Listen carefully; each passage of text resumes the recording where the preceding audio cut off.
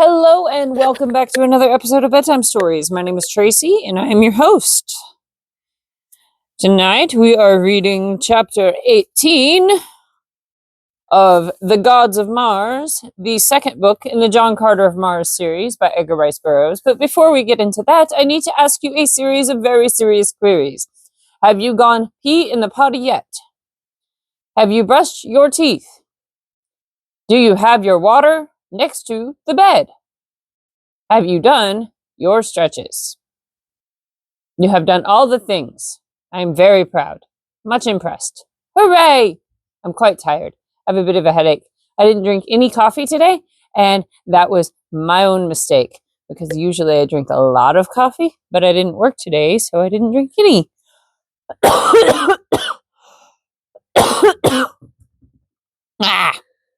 And therefore, now I have a headache.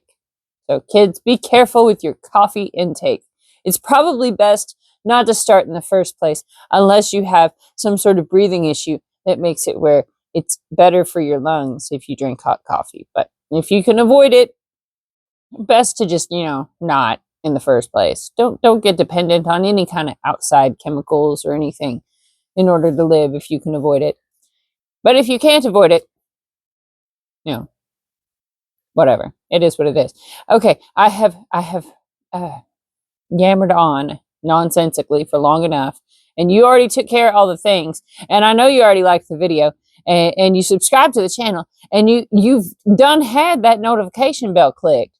It went ding a long time ago. I know, because you love me, because you're part of the 93% of humanity that would adore me should you meet me. So, thank you. Welcome to my fan club. I love you too. Ha-ha! Okay, sorry. Sometimes I'm super dorky. It's okay. This chapter is chapter 18. This is Sola's story, and we're not going to delay any further. We're going to get right to it. Okay. Cool beans. Sola's story. I need my other light. That's a little bit better. Okay. Once within the palace, I drew Sola to the dining hall, and when she had greeted her father after the formal manner of the green men, she told the story of the pilgrimage and capture of Dejathoris. 7 days ago, after her audience with Zat-Araras, Dejathoris attempted to slip from the palace in the dead of night. Although I had not heard the outcome of her interview with Zat-Araras, I knew that something had occurred then to cause her the keenest mental agony, and when I discovered her creeping from the palace, I did not need to be told her destination. Hastily arousing a dozen of her most faithful guards, I explained my fears to them, and as one they enlisted with me to follow our beloved princess in her wanderings, even to the sacred Is and the valley door. We came upon her but a short distance from the palace. With her was faithful Wula the hound, and none other. When we overtook her, she feigned anger and ordered us back to the palace, but for once we disobeyed her. And when she found that we would not let her go upon the last long pilgrimage alone, she wept and embraced us, and together we went out into the night toward the south. Goodness gracious. The following day we came upon a herd of small thoats, and thereafter we were mounted and made good time. We traveled very fast and very far, due south, until the morning of the 5th day we sighted a great fleet of battleships sailing north. They saw us before we could seek shelter, and soon we were surrounded by a horde of black men. The princess's guard fought nobly to the end, but they were soon overcome and slain. Only Dejathoris and I were spared. When she realized that she was in the clutches of the black pirates, she attempted to take her own life, but one of the blacks tore the dagger from her, and then they bound us both so we could not use our hands. The fleet continued north after capturing us. There were about 20 large battleships in all, besides a number of small, swift cruisers. That evening, one of the smaller cruisers that had been far in advance of the fleet returned with a prisoner, a young red woman, whom they had picked up in a range of hills under their very noses, they said, of a fleet of 3 red Martian battleships. From scraps of conversations which we overheard, it was evident that the black pirates were searching for a party of fugitives that had escaped them several days prior. That they considered the capture of the young woman important was evident from the long and earnest interview the commander of the fleet held with her when she was brought to him. Later, she was bound and placed in the compartment with Dejathoris and myself. The new captive was a very beautiful girl. She told Dejathoris that many years ago she had taken the voluntary pilgrimage from the court of her father, the Jeddak of Ptarth. She was Thuvia, the princess of Ptarth. And then she asked Dejathoris who she might be. And when she heard, she fell upon her knees and kissed Dejathoris' fettered hands and told her that very morning that she had been with John Carter, Prince of Helium, and Cathoris, her son. Dejathoris could not believe her at first, but finally, when the girl had narrated all the strange adventures that had befallen her since she had met John Carter, and told her of the things John Carter and Cathoris and Zodar had narrated of their adventures in the land of the firstborn, Dejathoris knew that it could be none other than the Prince of Helium. For who, she said, upon all Barsoom other than John Carter could have done the deeds you tell of? And when Thuvia told Dejathoris of her love for John Carter and his loyalty and devotion to the princess of his choice, Dejathoris broke down and wept, cursing Zat Araras and the cruel fate that had driven her from Helium but a few brief days before the return of her beloved lord. I do not blame you for loving him, Thuvia, she said, and that your affection for him is pure and sincere, I can well believe from the candor of your avowal of it to me. The fleet continued north, nearly to Helium, but last night they evidently realized that John Carter had indeed escaped them, and so they turned toward the south once more. Shortly thereafter, a guard entered our compartment and dragged me to the deck.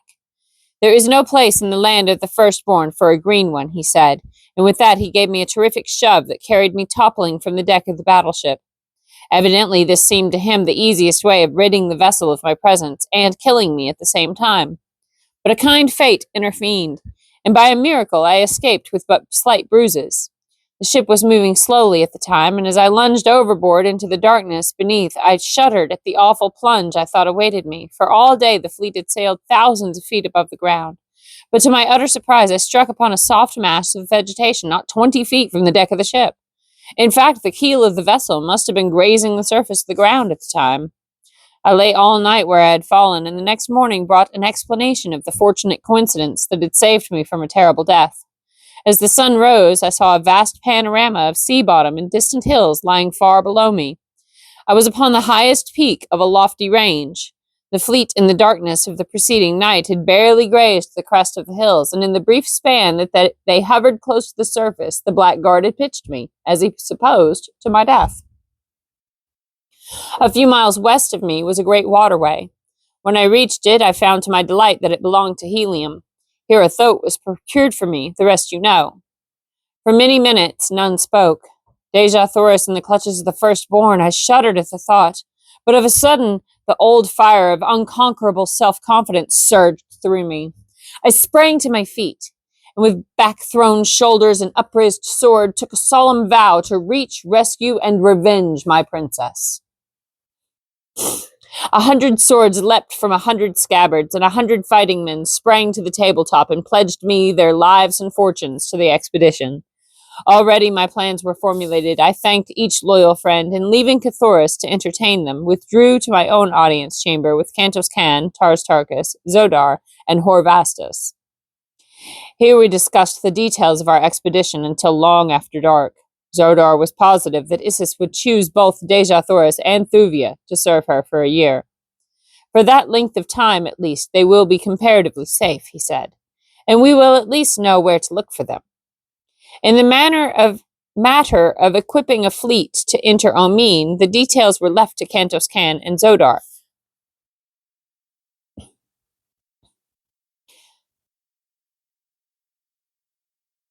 Didn't Thuvia already do her year? Or am I misremembering? Okay, sorry. In the matter of keeping reset. In the matter of equipping a fleet to enter Omin, the details were left to Cantos Can and Zodar. The former agreed to take such vessels as we required and to dock as rapidly as possible, where Zodar would direct their equipment with water propellers. For many years, the Black had been in charge of the refitting of captured battleships that they might navigate Omin, and so was familiar with the construction of the propellers, housings, and the auxiliary gearing required. How convenient. It was estimated that it would require 6 months to complete our preparations in view of the fact that the utmost secrecy must be maintained to keep the project from the ears of Zat Araras. Cantos Can was confident now that the man's ambitions were fully aroused and that nothing short of the title of Jeddak of Helium would satisfy him. I doubt, he said, if he would even welcome Dejah Thoris's return, for it would mean another nearer the throne than he. With you and Thoris out of the way, there would be little to prevent him from assuming the title of Jeddak. And you may rest assured that so long as he is supreme here, there is no safety for either of you. There is a way, cried Horvastus, to thwart him effectively, and forever. Effectually and forever. What? I asked. He smiled. I shall whisper it here, but some day I shall stand upon the dome of the Temple of Reward and shout it to cheering multitudes below. What do you mean? Asked Cantos Can. John Carter, Jeddak of Helium, said Horvastus in a low voice. The eyes of my companions lighted, and grim smiles of pleasure and anticipation overspread their faces, as each eye turned toward me questioningly. But I shook my head. No, my friends, I said, smiling, I thank you. But it cannot be, not yet, at least. When we know that Tardos Mors and Mors Kajak are gone, to return no more, if I be here, then I shall join you all to see that the people of Helium are permitted to choose fairly their next Jeddak. Whom they choose may count upon the loyalty of my sword, nor shall I seek the honor for myself. Until then, Tardos Mors is Jeddak of Helium, and Zet Araras is his representative. As you will, John Carter, said Horvastus, but... What was that? He whispered, pointing toward the window overlooking the gardens. The words were scarce out of his mouth ere he had sprung to the balcony without. There he goes, he cried excitedly. The guards! Below there, the guards! We were close behind him, and all saw the figure of a man run quickly across a little piece of sward and disappear in the shrubbery beyond. He was on the balcony when I first saw him, cried Horvastus. Quick, let us follow him. Together we ran to the gardens, but even though we scoured the grounds with the entire guard for hours, no trace could we find of the night marauder. What do you make of it, Cantos Can? Asked Aristarchus. A spy sent by Zat Araras, he replied. It was ever his way. He will have something interesting to report to his master, then, laughed Horvastus. I hope he heard only our references to a new Jeddak, I said. If he overheard our plans to rescue Dejah Thoris, it will mean civil war, for he will attempt to thwart us, and in that I will not be thwarted. There would I turn against Tardos Mors himself, were it necessary. If it throws all Helium into a bloody conflict, I shall go on with these plans to save my princess. Nothing shall stay me now, short of death. And should I die, my friends, will you take oath to prosecute the search for her and bring her back in safety to her grandfather's court? Upon the hilt of his sword, each of them swore to do as I had asked. It was agreed that the battleships that were to be remodeled should be ordered by to Hastor, another Hellumitic city, far to the southwest. Cantos Can thought that the docks there, in addition to their regular work, would accommodate at least 6 battleships at a time. As he was commander-in-chief of the Navy, it would be a simple matter for him to order the vessels there, as they could be handled, and thereafter keep the remodeled fleet in remote parts of the empire until we should be ready to assemble it for the dash upon Omine. It was late that night before our conference broke up, but each man there had his particular duties outlined, and the details of the entire plan had been mapped out. Cantos Can and Zodar were to attend to the remodeling of the ships. Aristarchus was to get into communication with Thark and learn the sentiments of his people toward his return from Dor. If favorable, he was to repair immediately to Thark and devote his time to the assembling of a great horde of green warriors, whom it was our plan to send in transports directly to the Valley Dor and the Temple of Isis, while the fleet entered Omine and destroyed the vessels of the firstborn. Ooh, this is starting to sound like it's going to turn into quite the showy battle. Upon Horvastus devolved the delicate mission of organizing a secret force of fighting men sworn to follow John Carter wherever he might lead. as we estimated that it would require over 1,000,000 men to man the 1,000 great battleships we intended to use on Omim, and the transports for the green men, as well as the ships that were to convey the transports, it was no trifling job that Horvastus had before him. After they had left, I bid Cthulhu good night, for I was very tired, and going to my own apartments, bathed and lay down upon my sleeping silks and furs for the first good night's sleep I had had an opportunity to look forward to since I had returned to Barsoom. And even now, I was to be disappointed. How long I slept, I do not know. When I woke suddenly, it was to find a half-dozen powerful men upon me, a gag already in my mouth, and a moment later my arms and legs securely bound. So quickly had they worked, and to such good purpose, that I was utterly beyond the power to resist them by the time that I was fully awake. Never a word spoke they, and the gag effectually prevented me speaking. Silently they lifted me and bore me toward the door of my chamber. As I passed the window through which the further moon was casting its brilliant beams, I saw that each of the party had his face swathed in layers of silk. I could not recognize one of them. When they had come into the corridor with me, they turned toward a secret panel in the wall which led to the passage that terminated in the pits beneath the palace. That any knew of this panel outside my own household I was doubtful, yet the leader of the band did not hesitate a moment. He stepped directly to the panel, touched the concealed button, and as the door swung open, he stood aside while his companions entered with me. Then he closed the panel behind him and followed us.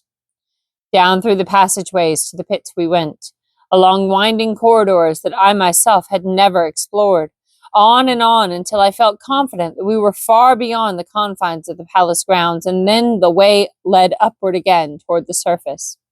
Presently the party halted before a blank wall. The leader rapped upon it with the hilt of his sword 3 quick, sharp blows, a pause, then 3 more, another pause, and then 2. A second later the wall swung in, and I was pushed within a brilliantly lighted chamber in which sat 3 richly trapped men. One of them turned toward me with a sardonic smile upon his thin, cruel lips. It was Zat Araris. And that's the end of chapter 18. It's quite dramatic, yes? Yes. All right, well, that's all for tonight. Good night. Sleep tight. Don't let the bedbugs bite. And if they do, you make sure you bite them back, okay? All right. I love you so much. Good night.